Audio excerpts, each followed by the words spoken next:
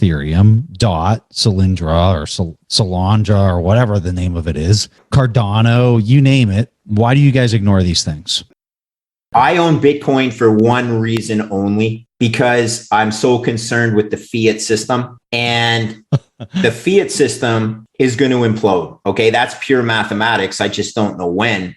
And no other coin out there solves the fiat Ponzi for me, because no other coin has the math and code that Bitcoin has.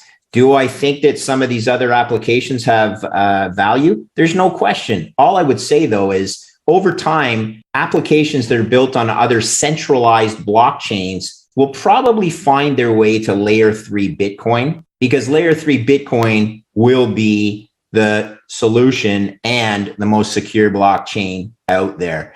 Am I wishing for the demise of some of these other coins? No, not at all. And by the way, I'm totally fine with people owning that stuff. Just understand why you own Bitcoin, or why I own Bitcoin layer 1, and then you get the optionality of layer 2 and layer 3. That's what excites me. I'll start this by, first, I went down that rabbit hole. I went fully into shit coins, altcoins, the whole thing from 2015 really to 2017. Mostly just exited with a lot less Bitcoin. And so I saw all the hopefuls and all the grand ideas and all the ones that sounded like they had a decent purpose and really convincingly said we were going to be here for this particular reason. They didn't make it, you know? And so I've seen this hype cycle 4 times, really. When you really look at it, it's just kind of come in different flavors every time. Different flavors, different colors. But and probably the best breakdown for the long form is I read Only the Strong Survive by Alan Farrington and Big Al on the show. And in the guy's take, first, the piece is amazing. And I probably covered the topic a bunch of other times, but I think that's probably the most recent and largest breakdown of the whole concept of why. But the fundamental reason is monetary economics. The very purpose of money is to bridge the coincidence of want. It's the purpose of language. We're not speaking 3 different languages in this podcast. We're speaking the same language because we're trying to bridge our communication from my head to your head, and vice versa around. It only works if we use a common one. And any sort of digital token that has value is almost universally, almost by the nature of the fact that it's just an abstract token, only going to be able to hold monetary value. It can't really do anything else.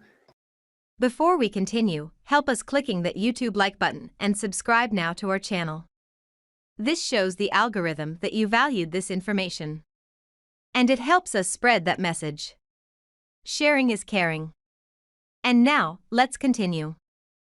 And we're not gonna end up with a whole bunch of monies. I don't think so. It defeats the purpose. You don't have a money for chickens and you don't have a money for cars because it's stupid to price cars and chickens. When you go buy a car, you don't ask how many chickens it is. You ask how many dollars it is, how much it's worth in money. And the economic pressure to consolidate on this same money is unbelievably vast.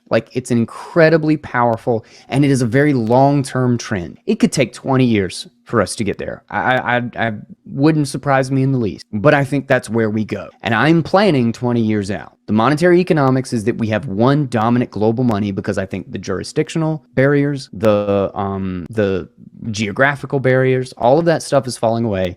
And we have one single global digital money that is decentralized. I think Bitcoin is by far the only thing that really fulfills that ticket. And everything else is just downstream. And I also, when you do look at, because the internet does have a plethora of protocols, right? But they all work on top of TCP/IP. Yeah.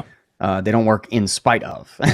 And I think those monetary pressures are far more, monetary pressure is a value consolidation and a communication consolidation. So the pressures to consolidate are even stronger than what you see in social media and Amazon and all of these incredible pressures to consolidate on internet protocol. And it's probably not even built on top of it. And it's probably not linear either. That's probably more of an exponential function. Yeah. When it comes to let's say my goal, and I like to caveat this because I have Shitcoin Insider and I give shitcoins a lot of, but if we end up in a world with like thousands of different monies or even 5 different monies for different purposes, I really don't give it. Like, call me a toxic Bitcoin maximalist because I like pick on them, or like I just say I think they're gonna die if you give them a long enough timeline, but I really don't care. Like, that's great.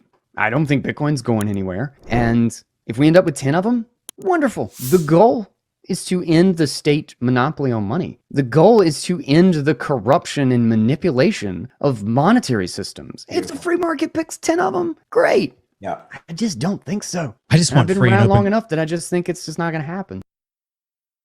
Do you want to know one thing about crypto?